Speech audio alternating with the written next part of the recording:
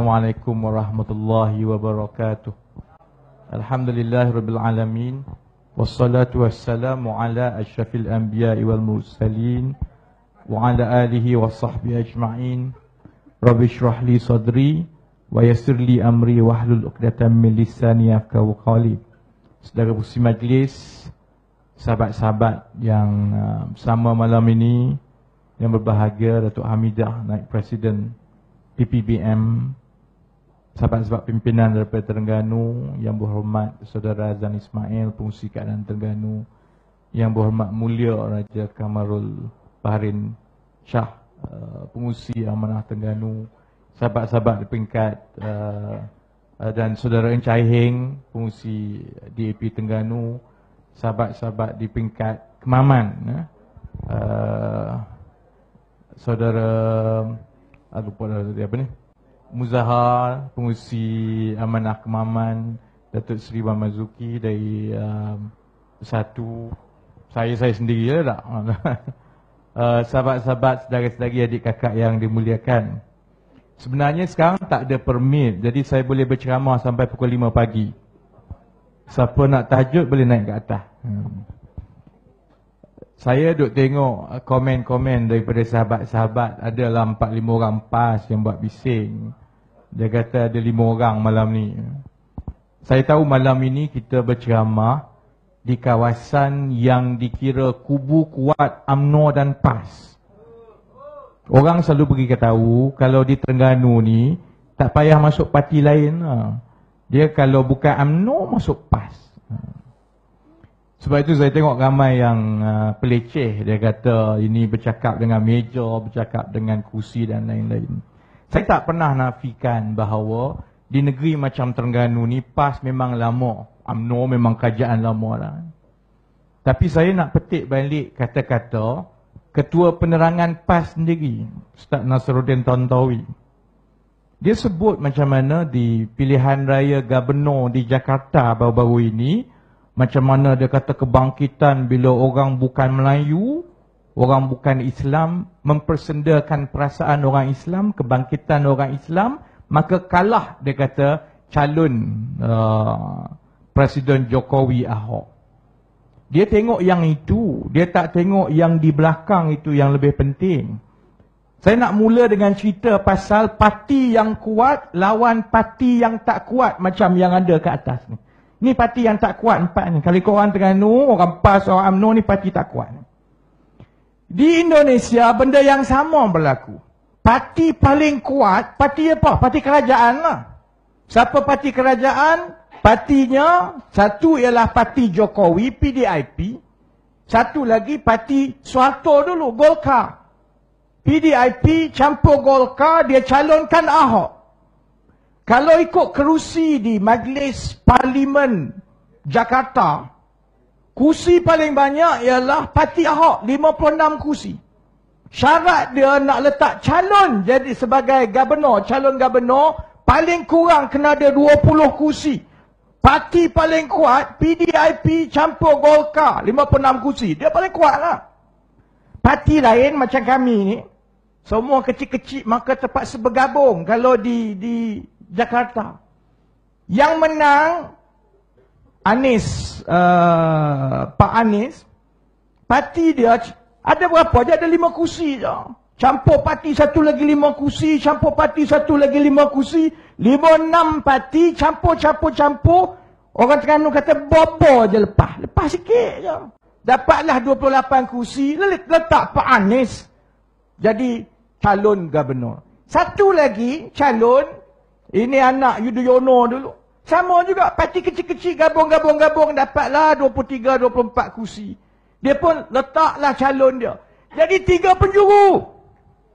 3 penjuru yang Ahok ni kata dia kuat lah. Dia tak takut apa. Dia parti presiden, parti pemerintah.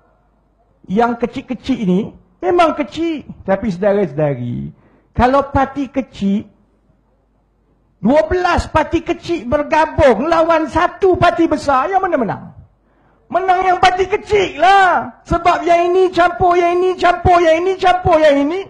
Itu, sebab itu calon daripada pembangkang Anies menang, calon kerajaan kalah. Sebab calon kerajaan dia satu parti, dia yakin dia kuat, dia tak peduli ni parti kecil-kecil ni, yang kecil-kecil semua gabung, dia sokong satu calon, 3 penjuru. Siapa yang menang? Pembangkang menang, saudara-saudari. Tuan Tawi, dia tak baca benda ni, dia tengok yang kat depan je. Dia tak tahu bila dia mengangkat kemenangan Anies, Pak Anies di Jakarta, dia sebenarnya secara tak langsung mengiyakan dalam 3 penjuru yang akan menang, ni parti kecil, 1, 2, 3, 4. Bila kami bergabung macam ini, kami akan menang, saudara-saudara.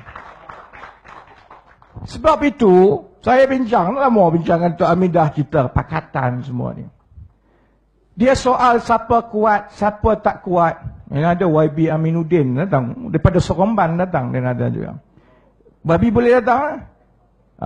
YB Aminuddin Harun, Adun Sikamat daripada Seremban. Sebab itu saya, sama-sama kawan-kawan, saya kata, kalau kita nak tunggu kuat, nak tunggu pas hulur tangan, ya lama, lambat. Lagi lambat kita bergerak, lagi lambat maka kita boleh jatuhkan Najib dengan Rosmah. Sedangkan kalau kita betul-betul ikhlas untuk bela rakyat, keutamaan kita nombor 1 ialah menjatuhkan Najib dengan Rosmah. Sebab macam yang telah diterangkan dengan oleh semua penceramah sebelum ini, mudarat nombor 1 negara kita dari hujung Perlis sampai ke Johor, naik ke Kemaman, sampai ke Tumpat, lompat ke Kota Kinabalu sampai ke Kuching. Mudarat nombor 1 ialah Najib dengan Rosmah. Sebab itu saya kata kita akan mula di Kemaman. Orang lain nak bincang, nak takut dengan PAS, nak tengok siapa kuat dulu, ikut suka kamu. Kemaman dalam rekod Pakatan Harapan adalah kawasan parlimen pertama dalam seluruh Malaysia yang melancarkan Pakatan Harapan dengan keempat-empat parti yang ada. Dia nak kata kita kecil, tak apa. Dia nak kata kita lemah, tak apa. Sebab rakyat di luar akan terus menilai kita sebab dia tahu lagi lama Najib dengan Rosmah jadi kerajaan, lagi susah rakyat. Baik. Saya semalam 2-3 hari lepas ceramah dengan Tun Mahathir.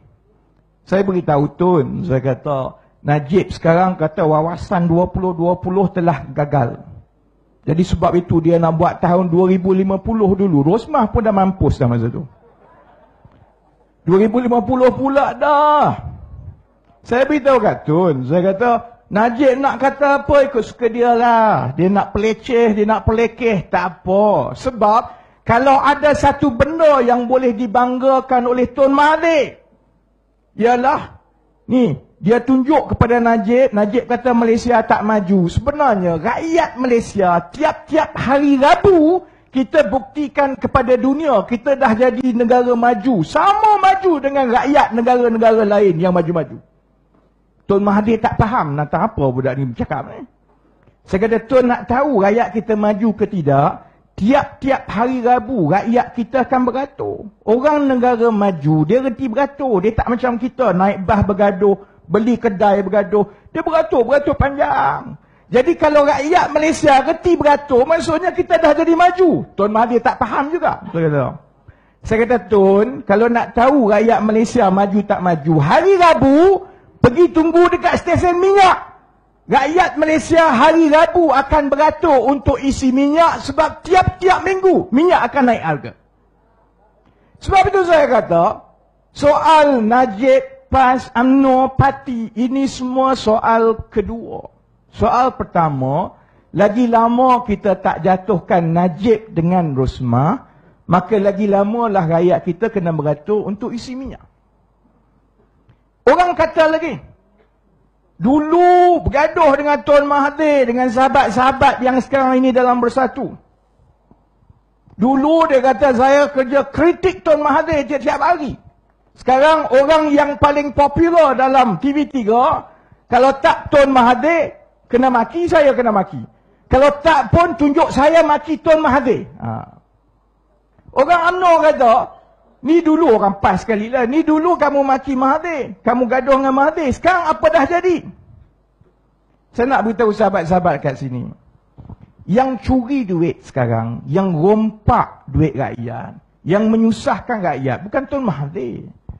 Yang memudaratkan, membebankan rakyat ialah Najib dengan Rosmah. Buat apa kamu nak pergi bergaduh dengan Tun Mahathir? Dia turun pada umur 92 tahun, dia berceramah dengan kita. Kalau saya 92, ada lagi ke tak tahu? Tak tahulah. Tapi kalau saya umur 80 pun, saya tak rasa saya akan turun ceramah. Dia turun 92 tahun. Kita syukurlah. Niat dia semua, itu Allah baca lah. Yang kita tahu ialah dia sanggup bersama-sama dengan rakyat, sahabat-sahabat dalam bersatu sanggup dengan kami dalam Pakatan Harapan, sama-sama dalam Pakatan Harapan, dengan satu tujuan, iaitu kita nak jatuhkan Najib dengan Rosmah. Sebab selagi Najib dengan Rosmah berkuasa, Datuk Hamidah dah sebut dah, subsidi kena potong, wang pendidikan kena potong. Sekarang anak-anak pergi sekolah, cikgu akan minta yuran, dia kata kerajaan tak charge, tapi bayaran PIBG tinggi. Siapa yang ada anak dekat sekolah asrama penuh dia tahu. Seorang anak sekolah asrama penuh 1 tahun bayaran PIBG 300-400 ringgit. Sebab nak bayar kertas, nak bayar cikgu, tuition dan lain-lain. Kena 3 orang anak 1 tahun 1,200 buka sekolah. Selama ini, selagi kita tak jatuhkan Najib dengan Rosmah, dia akan ambil duit kita 1 hari demi 1 hari. Sebab itu saya terang dah 2 tahun bila orang tanya, kenapa saya tak kritik sangat pun UMNO? Sebab saya tak rasa orang UMNO sejahat Najib dengan Rosmah. Saya sebelum ini tak sentuh PAS pun, kerana kita husnuzan bagi 2 tahun kepada PAS untuk bersama-sama dengan kita tukar Perdana Menteri. Ada orang tanya saya, kalau jatuh Najib dengan Rosmah, nanti naik Isyamuddin, naik Zahid, nanti menang balik UMNO. Itu kerja Allah lah, menang UMNO, tak menang UMNO. Yang saya tahu, tidak ada pimpinan yang ada dalam Malaysia ini yang dia sudah tersepit kerana ambil wang macam Najib dengan Rosmah. Maka naiklah Perdana Menteri mana, baik dari UMNO, baik dari PAS, baik dari Keadilan, Amanah Bersatu, hatta kalau di AP pun, saya yakin takkan ada Perdana Menteri yang akan menjerumuskan Malaysia macam yang ada sekarang. Sebab tu saya kata, keutamaan kita buang UMNO, buang Rosmah dengan Najib. Sebab Rosmah dengan Najib ada hutang besar. Dia ada hutang 1MDB. Dia ada 50 bilion lubang yang dia kena kambus. Selagi lubang itu tidak kambus, dia akan ambil wang. Minggu ini, saya sentuh tentang duit daripada SRC, syarikat 1MDB dulu, masuk poket Najib. Kemudian sampai ke Ustaz Nasar. Orang maki saya. Ini Nasar, orang kata ini semua nak kenakan PAS. Sebenarnya saya buka gelanggang. Sebab saya nak tunjuk wang itu bukan saja masuk ke poket Najib, pergi kepada seorang. Dia masuk banyak lagi sebenarnya. Dan yang lebih besar yang saya cerita, tapi tak ada akhbar yang berani sanggup tulis. Saya pasti ada utusan tak utusan kat sini, dia takkan tulisnya. Saya buka gelanggang sahabat-sahabat, kerana saya nak tunjukkan sebenarnya duit 1MDB yang hilang ni, yang masuk poket Najib ni, dia bukan saja masuk poket Najib, dia masuk poket Jolo. Yang itu semua orang dah tahu, masuk poket Jolo. Yang orang tak tahu, Datuk Hamidah, ialah bukan saja dia masuk poket Jolo, tetapi duit yang masuk poket Jolo itu diambil daripada mana? Daripada sumbernya yang berasal daripada tabung haji. Bukan saja diambil duit pencen, diambil duit sokso. Dia ambil duit tabung haji yang digunakan terus untuk kambus lubang duit yang telah diambil untuk bayar kepada Jolo. Orang kampung tak faham, tapi tak apa, kita tolong fahamkan. Baik, saya nak ulang balik. Ingat tak dulu, saya cerita macam mana bulan 7 dan bulan 8 2014 ada banyak aliran duit keluar daripada SRC.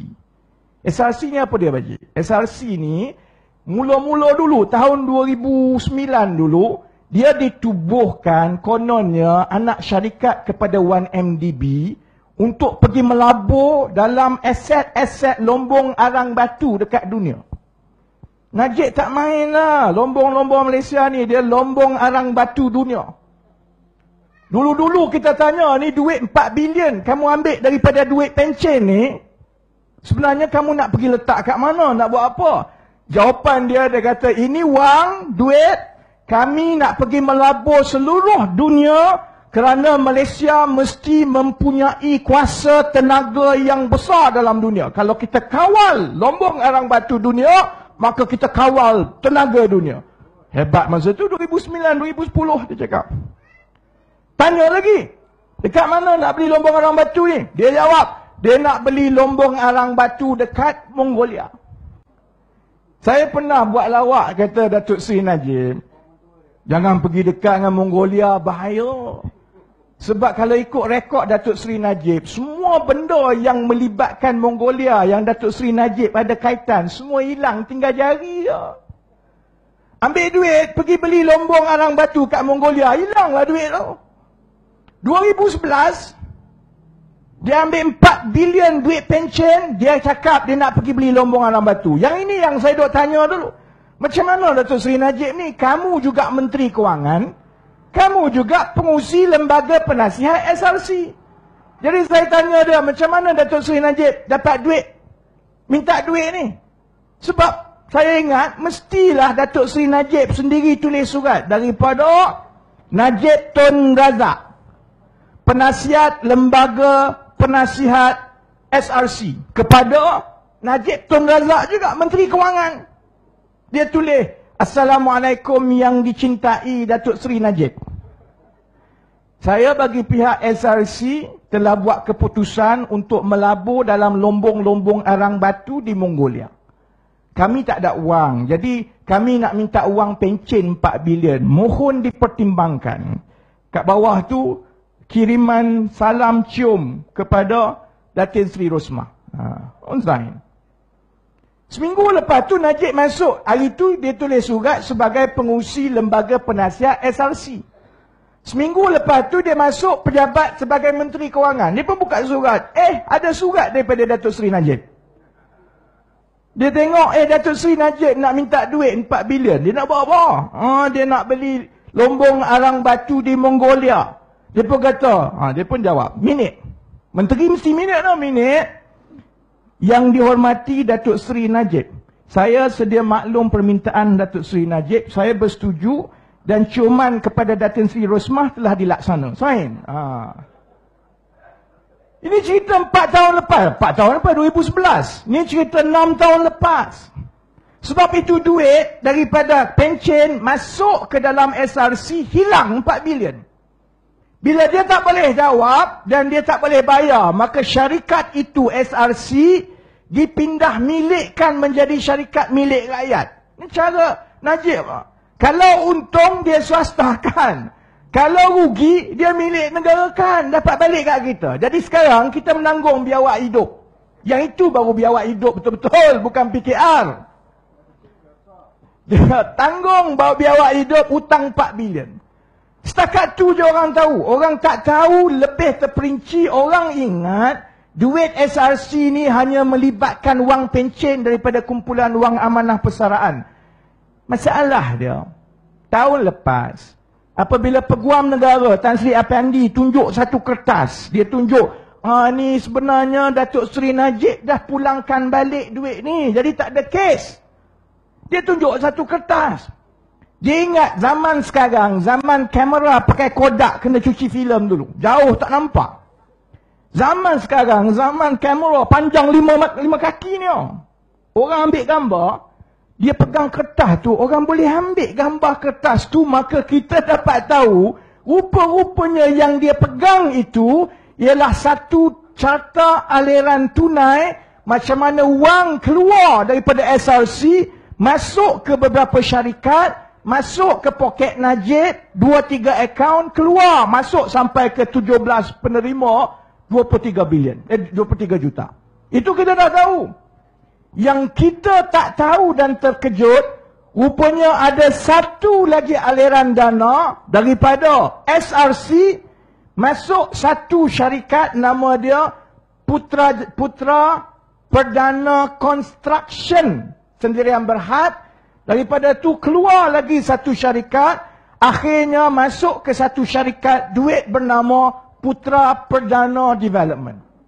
Saya tunggu orang duk tanya, 1 tahun saya tunggu. Siapa nak tanya soalan ni? Tak ada orang tanya. Tony Puah tanya, dia tak jawab. Sebab itu saya buka gelanggang sebut tentang wang yang masuk ke dalam akaun Ustaz Nasyaruddin.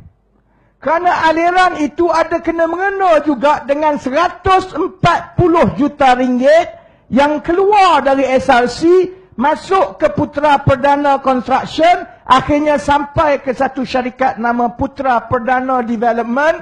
Kerana 140 juta ringgit itu, sahabat-sahabat, dia telah terpalit dengan wang tabung haji. Orang tak berani ulas sampai ke hari ni. Sebab biasalah sebut tabung haji kena tangkap. Saya tunggu esok ke, lusa ke, 2 hari lagi ke, dia nak tangkap sekali lagi pasal tabung haji. Ada sebab saya kata kenapa wang itu terpalit dengan tabung haji. Julai 2014, Ogos 2014, 3 kali duit keluar. 105 juta sekali, 30 juta sekali, 35 juta sekali. Semuanya jadi lebih kurang 170 juta. 170 juta, 140 juta masuk ke Putra Perdana Development yang saya sebut tadi. 30 juta pusing-pusing masuk akaun Najib, yang itu yang keluar 23 juta, bayar kredit kad lah, bayar 17 orang dan lain-lain. Yang itu kita dah sebut, nasar dan tak nasarnya. Saya nak tumpu yang Putra Perdana tu, sebab tak ada orang tanya. Bulan 7, bulan 8, SRC keluarkan 140 juta. Masuk ke dalam syarikat Putra Perdana Development ni. Bulan 12, 4 bulan kemudian, dia pulangkan balik 140 juta, masuk balik SRC. Yang ini, yang Peguam Negara kata, Datuk Seri Najib dah pulang duit SRC. Kenapa nak bising-bising? Tak ada kes lah. Najib mana ada 140 juta duit dia sendiri? Kalaupun dia dengan Rosmah menabung daripada kecil, tak sampai 140 juta. Jadi bila duit tu masuk balik ke SRC, saya tengok ini bukan daripada akaun Najib. Ini datang daripada syarikat yang sama, Putra Perdana Development. 4 bulan lebih awal dapat 140 juta. 4 bulan kemudian pulangkan balik. Dan alasan pulang itulah yang dia kata tak ada kes, buang kes sebab dia dah pulang duit. Ini bukan main kutu. Aku bagi dulu, kau simpan, lepas tu kau bagi balik ke aku 140 juta. Orang tak main kutu, saudara-saudari. Jadi saya pun tanya, sebenarnya syarikat Putra Perdana ni syarikat apa sebenarnya? Kenapa dia dapat 140 juta duit 1MDB dalam aliran yang sama, yang 30 juta masuk poket Najib? Semak punya semak, maka itu saya kata, orang dulu-dulu, bila dia merompak, dia ada cara dia. Orang merompak dulu ada senjata, senjata dia parang. Kalau dia merompak, dia pakai topeng, tak nak bagi nampak muka. Kalau dia merompak, hebat lagi ilmu dia, dia jadi orang minyak. Naik pakai seluar dalam hitam semua, orang tengok pengsan, pukau, boleh curi. Kalau ikut cerita Piramli, orang minyak. Dia ada parang, ada topeng, jadi orang minyak. Sekarang zaman Najib, tak perlu topeng, tak perlu parang, tak perlu orang minyak dah. Dia ada cara baru. Senjata dia, sahabat-sahabat, senjata dia ialah dia pakai syarikat yang berlapis-lapis ni. Sebab itu dia nak pindahkan wang masuk poket Najib. Dia masuk 5-6 buah syarikat. Pindah sini, si syarikat ini pindah itu. Dari sini pindah situ. Macam dulu dia nak buat lagi duit 1MDB dari Malaysia. Dia tendang ke Singapura, Singapura masuk ke Hong Kong. Hong Kong Mongolia sekejap balik ke KL, KL Switzerland. Switzerland pergi Amerika, Amerika UK. Kemudian akhir sekali, puk, masuk dalam poket Jolo. Macam tu lah juga. Kali ni dia masuk lapis-lapis-lapis nak boleh sampai ke poket Najib. Sebab itu senjata dia untuk curi duit. Perompak zaman Najib. ialah dia gunakan syarikat yang berlapis-lapis. Supaya bila kita tengok, ini tak ada kena mengena najib, ini tak ada kena mengena najib. Tapi kalau diikut satu, lepas satu, lepas satu, akhirnya dia masuk ke dalam poket najib. Sama juga bila sampai ke Ustaz Nasar. Saya tak berminat nak tahu Ustaz Nasar dapat. Kita dah tahu Ustaz Nasar rapat dengan UMNO. Kita nak tahu Ustaz Nasar buat apa dengan duit yang najib bagi. Dia beli kereta ke? Dia beli kod ke? Masuk peluh pula dalam mata Allah. Sebab saya tak rasa Najib ni sayang sangat dengan Ustaz Nasar. Dia bagi duit free-free ke Ustaz Nasar macam tu je. Sebab kita tahu urus niaga memindahkan wang lapis dan berlapis ini adalah senjata untuk mencuri wang. Sama juga topeng. Orang dulu pakai topeng nak sembunyi muka. Sekarang topeng tak pakai topeng macam tu dah. Dia pakai syarikat-syarikat di luar pesisir pantai. Pesisir pantai ni bukan orang pergi ke laut kat Kuala Kemamang. Kan cerita kat orang Terengganu pesisir pantai dengan nelayan pergi tangkap ikan. Pesisir pantai ni maksudnya syarikat-syarikat yang ditubuhkan di negara-negara yang undang-undangnya menjanjikan kerahsiaan 100%. Undang-undang dia kata, undang-undang di negara ini tidak membenarkan kamu tahu siapa di belakang sesuatu syarikat. Buatlah macam mana pun, kita takkan dapat tahu siapa pengarah dia, siapa pemegang saham dia, siapa pemilik dia. Pusat-pusat pesisir pantai ni dia ada banyak dekat dunia ni. Satu yang paling terkenal sekarang, nama dia Pulau Cayman. Pulau Cayman ni bukan dekat Pulau Tioman, jauh Pulau Cayman dekat Caribbean. Pulau Cayman ada nama British Virgin Island pun ada, Jersey Island pun ada. Dia bila tubuh syarikat di situ, sampai kiamat kita tak tahu siapa pemilik syarikat itu. Ini topeng dia. Sebab itu bila dia pindahkan wang, dia tak pindah dalam Malaysia, dia pindah ke Cayman. Bila 1MDB buat pelaburan, syarikat, anak-anak syarikat, unit pelaburan, semua ditubuhkan di Cayman. Bila kita nak tengok siapa tuan punya syarikat ni, Cayman kata mengikut undang-undang kami, kamu tidak ada hak nak tahu. Memang kami tak beritahu, kami je tahu. Sampai kiamat kita tak tahu siapa tuan punya syarikat-syarikat ini. Jadi topeng dia bukan lagi topeng macam zaman-zaman dulu cerita Piramli. Topeng dia ialah dengan menggunakan syarikat-syarikat luar negara pesisir pantai yang sampai kiamat kita takkan tahu siapa pemilik syarikat itu, tetapi syarikat-syarikat itulah yang menerima ribu-ribu juta duit daripada duit rakyat dipindah masuk syarikat-syarikat itu. Sama juga saya kata dulu orang-orang pencuri perompak hebat dia pergi berguru ilmu jadi orang minyak. Sekarang, Datuk lah Sani gelak. Sekarang tak ada orang minyak. Kerja gila, kena tembak kamu jadi orang minyak sekarang. Sekarang, dia nak merompak, dia tak perlukan orang minyak. Dia ada orang baru, nama dia orang banyak lemak. Sebab apa? Dulu orang minyak, sekarang ni, Jolo. Saya tengok macam mana Jolo ni. Jolo ada satu saja persamaan dengan saya. Dia sama-sama gemuk macam saya. Dia lagi gemuk lah. Sebab itu, orang macam Jolo ni, bila dia melapiskan segala urus niaga pindah duit, kemudian dia pakai syarikat-syarikat luar negara yang kita mustahil dapat tahu siapa tuan punya, yang kita tahu satu saja. Yang kita tahu satu saja. Cek, duit pergi dari satu negara ke satu negara, akhir sekali masuk poket siapa? Poket Jolo. Dulu orang minyak merompak, sekarang orang lemak merompak dalam bentuk Jolo. Anak Cina. Cina seko tu je lah yang kaya. Yang tak kaya sampai sekarang. Sebab itu saudara-saudari, bila saya semak siapa Putra Perdana Development ini, saya tengok apa yang istimewa syarikat ni sampai dia dapat 140 juta ringgit daripada SRC duit pencen. Saya semak, saya terjumpa satu benda. Bulan 7, dia dapat 140 juta daripada duit pencen. Bulan 3, dia ada beli satu syarikat. Syarikat yang dia beli itu nama Iskandar Holdings Company. syarikat itu bukan syarikat Malaysia, syarikat di Pulau Cayman. Syarikat tu kita tak tahu siapa punya. Sebab dia syarikat di Pulau Cayman. Tiba-tiba Putera Perdana ni pergi beli syarikat itu dan kena bayar syarikat itu.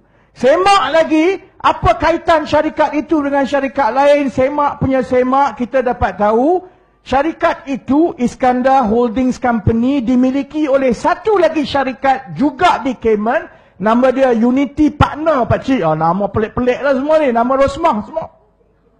Unity Partner, semak lagi siapa kaitan Unity Partner, siapa di belakang dia? Jolo di belakang dia. Maknanya bulan 3 2014, Putrajaya Perdana Development PPD yang dapat 140 juta ni beli satu anak syarikat daripada Jolo. Itu kita tahu. Kemudian bulan 12, ini yang besar sekali. Tiba-tiba Putera Perdana ni tak ada orang berminat, hujan pun tak ada, ribut pun tak ada kena-mengena dengan urusan haji langsung. Tiba-tiba bulan 12 2014, lembaga, bukan lembaga ahli parlimen baling, itu lembaga lain. Ini lembaga urusan tabung haji. Dia pengurusi saja. Lembaga urusan tabung haji tiba-tiba bulan 12 pergi beli syarikat Putrajaya Perdana Berhad, syarikat induk kepada Putera Perjaya Development. Dia tak ada kena-mengena dengan syarikat tu. Syarikat tu dah lama tak beroperasi sangat pun sebelum itu. Bulan 12 dia beli dan dia buat apa? Tabung haji. Ambil duit tabung haji, suntik ke dalam syarikat itu 193.5 juta. Bukan saya cakap. Bila kami tanya dalam parlimen, saya dengan Tony Puah tanya tahun lepas, saya simpan lama, dah setahun dah saya simpan. Saya tanya Jamil K, Tony Puah tanya Jamil K ni ada satu penyakit, dia nama dia penyakit takut. Dia dalam perbahasan parlimen, kalau dia bangun bercakap pasal tabung haji, kami ada, dia berpeluh-peluh. Dia takut sebab dia tahu, dia tak betul. Sebab itu, taktik Kak Jamil K, kalau kami tanya, dia bagi jawapan supaya kami tak serang dia dalam parlimen. Tak apalah, kami dapat jawapan. Kami tanya dia, berapa sebenarnya tabung haji bayar untuk beli syarikat Putrajaya Perdana tadi? Berapa kamu suntik? Dia jawab secara bertulis. Saya ada jawapan dia. Tabung haji masukkan 193.5 juta ringgit. Maksud dia begini. Kalau ada orang pening lah ni. Yang orang pas kat luar pening dah tu, tak faham dah. Maksudnya begini, bulan 3, satu syarikat ni, dia beli syarikat Jolo. Dia kena bayar syarikat Jolo. Bulan 7, dia ambil dulu duit SRC untuk bayar sesuatu, 140 juta. Dia bayar apa lagi? Dia beli syarikat Jolo. Saya kira dia bayar Jolo lah. 4 bulan kemudian, tiba-tiba tabung haji beli dia, bubuh duit dalam tu, dia pun tiba-tiba boleh bayar balik 140 juta yang dia beli, yang dia bayar kepada Jolo yang saya ingat tadi. Ni apa ni, kenderaan? Oh, kecederaan. Saya tak boleh baca, aku baca kenderaan. Tapi tak ada plate nombor, selalunya kenderaan dia letak plate nombor. Baik. Ni injury time. Sebenarnya kita tak ada permit sekarang. Kalau kita nak bercakap sampai pukul 5 pun tak apa. Boleh tak? Saya insyaAllah akan, tapi dah dekat sangat. Saya selalunya sebut, saya tak akan cakap panjang. Saya akan berhenti awal sedikit. Hari ini saya berhenti pukul 11.59 insyaAllah. Baik, saya nak habiskan tadi. Maksudnya bulan 4, Putera Perdana beli syarikat Jolo. Bulan 7, dia dapat 140 juta daripada SRC, daripada duit pencen, dia bayar seseorang. Kita kira Jolo lah sebab dia satu-satunya yang dia terlibat dalam urus niaga besar dengan Jolo. Bulan 12, 4 bulan kemudian, tiba-tiba tabung haji beli dia, bubuh duit 193 juta. Hari tu lebih kurang, minggu tu tabung haji beli, lebih kurang. Masa itulah juga duit dibayar balik kepada SRC 140 juta, dikembalikan. Maknanya apa dia? orang yang paling bertuah dalam Malaysia ini bukan Najib, bukan Rosmah. Orang yang paling bertuah dalam Malaysia ni ialah Jolo. Orang Kelantan kata Jolo. Jolo sungguh tak? Jolo paling bertuah. Duit pencen pun dapat kat dia. Buat lubang pakai duit pencen, kambur balik pakai duit tabung haji. Saya dah tanya 3 hari kepada tabung haji, kenapa kamu beli duit ni? Syarikat ni. Kenapa kamu bagi duit kepada syarikat ni? Sampai sekarang, Aziz Balim yang kalau dalam parlimen tu menjerit-jerit berani, satu benda pun tak berani cakap, saudara-saudara. Sebab itu saya nak tutup begini. Orang nak kata kita kecil, kita lemah, kita tak sekuat orang lain, ikut suka dia lah. Kalau dekat Terengganu ni, saya tengok malam ini, saya tak rasa ini kecil. Saya rasa ini untuk di sebuah negeri macam Terengganu, Alhamdulillah lah. Campur yang ada ni, campur yang tengok di luar, yang penting maklumat sampai kepada rakyat. Sebab rakyat kita tak bodoh. Dia tahu bahawa sesiapa yang tidak menentang sekeras-kerasnya UMNO Barisan Nasional, dia samalah seperti membantu Najib dan UMNO Barisan Nasional untuk kekal berkuasa satu penggal lagi. Kekal berkuasa Najib dengan UMNO Barisan Nasional satu penggal lagi, maka bermakna rakyat akan susah sampai puluh-puluh tahun akan datang. Bermula dengan menangnya saja Najib, saya pun setuju dengan Datuk Hamidah, dia akan naikkan GST paling kurang 8%, saudara-saudara. Sebab itu, pilihan yang rakyat ada sekarang dan rakyat nampak, sama ada kamu lawan UMNO Barisan Nasional ataupun kamu duduk kat tepi main jauh-jauh. Kamu nak cuba jadi kingmaker. Kamu nak cuba jadi kingmaker, maksudnya kamu berhasrat untuk menjadikan Najib sebagai raja untuk satu penggal lagi. Dia kena jawab. Dasar pas nak jadi kingmaker ni ialah siapa menang aku sokong. Kalau Najib menang, kamu sokong Najib lah.